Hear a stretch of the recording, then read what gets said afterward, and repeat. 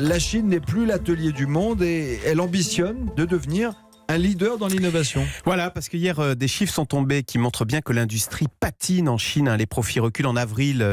C'est leur plus forte baisse depuis 4 ans. Les ventes de voitures en Chine, en avril, moins 15%.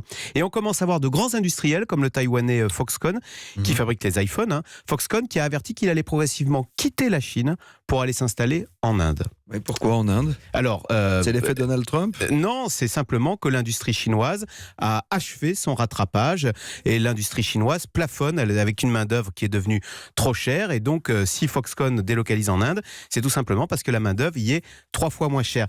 Mais en fait, cette évolution convient parfaitement à la Chine. La Chine qui, pour des questions environnementales, pour des questions écologiques, vous voyez, l'écologie, même en Chine, ne veut plus être l'atelier du monde. La Chine veut maintenant être, je l'ai dit, le laboratoire du monde. Passer d'une économie industrielle à une économie de l'innovation et de la connaissance. Et c'est ça qui inquiète Donald Trump. Parce que la Chine, au fond, veut détrôner l'Amérique comme le pays de l'innovation. D'où d'ailleurs maintenant ses rêves de conquête spatiale. La Chine veut aller sur la Lune, veut aller sur Mars. Dans les télécoms, c'est fait. Le numéro 1 mondial des équipements télécoms qui va révolutionner la 5G, qui est crucial et qui va rebattre les cartes dans le monde de l'Internet, le numéro 1 mondial, c'est chinois. Mais et à quel même prix ? Regardez la guerre avec Trump qui oui, attaque c'est pour ça. Huawei. C'est parce que le numéro 1 des télécoms n'est plus américain, il est chinois. Ça horripile Donald Trump. Et les applications, on croit que Google et Facebook triomphent. Si vous avez des enfants, demandez-leur s'ils connaissent TikTok. C'est l'application vidéo à la mode du moment. Eh bien, TikTok, c'est une application chinoise. Ça y est, on le voit, pour nos enfants, ça n'est pas Snapchat ou Facebook.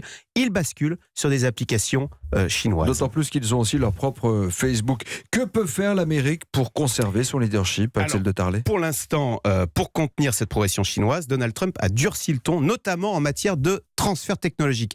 Donald Trump en est convaincu. Si les Chinois sont là où ils sont, c'est parce que pendant des décennies, les Américains, les Occidentaux ont trop naïvement accordé des transferts de technologie.